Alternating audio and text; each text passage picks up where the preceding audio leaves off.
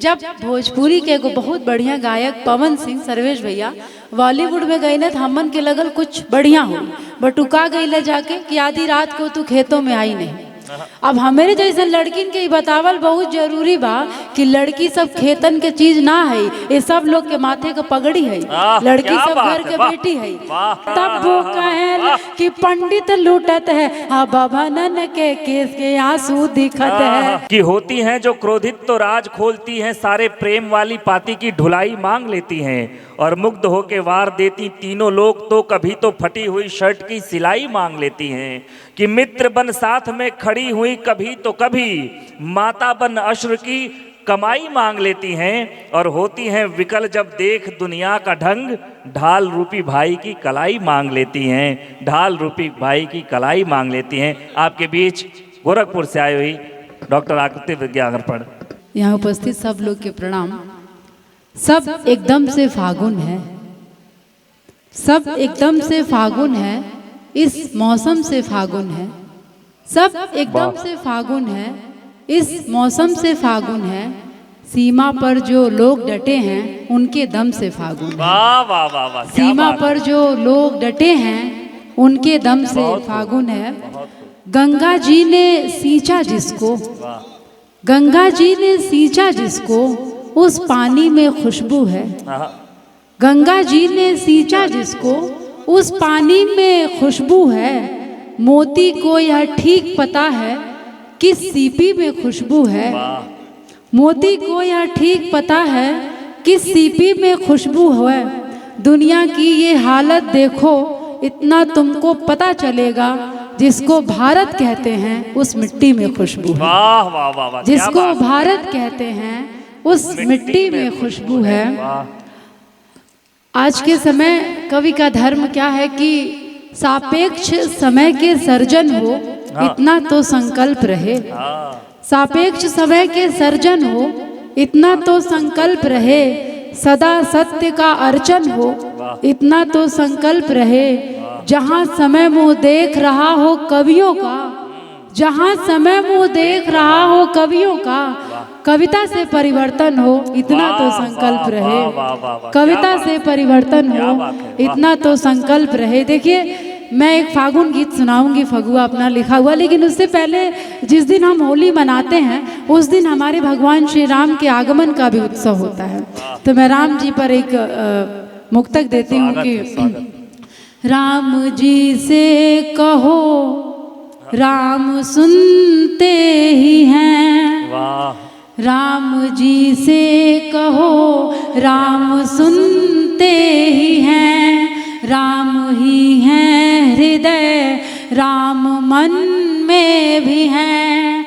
राम ही हैं हृदय, राम मन में भी हैं। राम की ये छवि हमको पागल किए।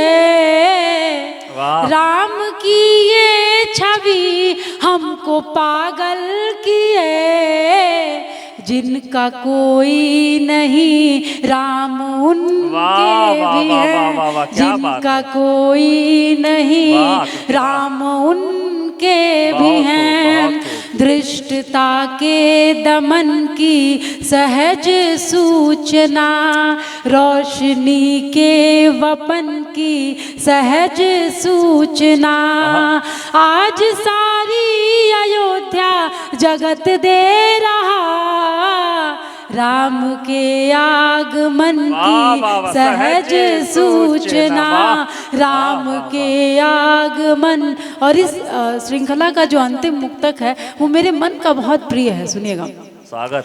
आज फिर से अयोध्या हुई सांस में। आज फिर से अयोध्या हुई सांस में। त्याग के मार्ग पर चल के आया समय। त्याग के मार्ग पर चल के आया समय। वन गमन से बड़ी बात सबको लगी। वन गमन से बड़ी बात सबको लगी। राम है संतुलन की सहज सूचना। वाह, वाह, वाह, राम है संतुलन क्या बात की। है, आपकी तालियां और मिले।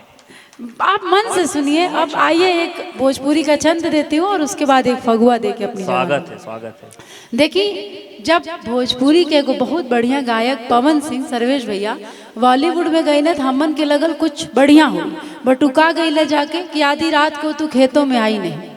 अब हमारे जैसे लड़किन के बतावल बहुत जरूरी बा कि लड़की सब खेतन के चीज ना है, ये सब लोग के माथे का पगड़ी है, लड़की सब घर के बेटी है।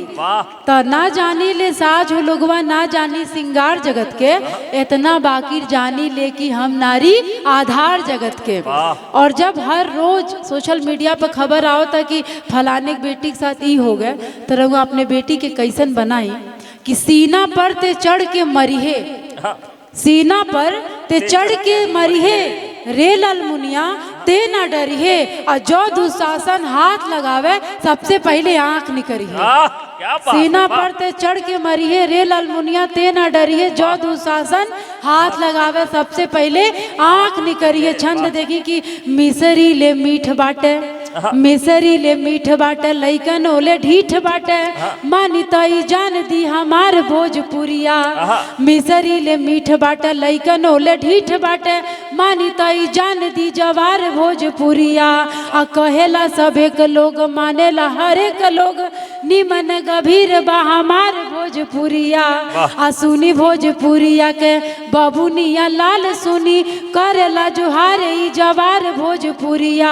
आ बनी के आकाश तो है सूरज बनाई दी है, सुतल विभोर मन फिर से जगाई दी है। आ चाहे ऊंच होवे पद, चाहे ऊंच होवे कद, मनवा में रहे उद्गार भोजपुरिया। आ देई हमें आस सभे, देई हमें आस सभे, देई विश्वास सभे, होई नहीं कबहू बेतार भोजपुरिया। निमन गभीर बा हमार भोजपुरिया। और जो फागुन गा के अपन जगह ले, देखिए मुक्तेश्वर होली का मिलन बा, गांव में फागुन उलारा और एक साथ चैता भी शुरू हो जाला। तो हम एगो अपन लिखल फगुआ रउआ लोग के सुना के अपन जगह ही ले। स्वागत है। सबके खेते में सरसों बुआ था। अदृश्य देखिए, अच्छा ये मंच पे हमके दुख होला कि आधा लोग के जब अपने कविता में कुछ मजाक बनाए वाला तो पत्नी के मजाक बना देला। और आज जब मन से कहल गया कि पत्नी रखना अच्छी बात नहीं है, तो यह जानल बहुत जरूरी, पत्नी रखे के चीज ना होली।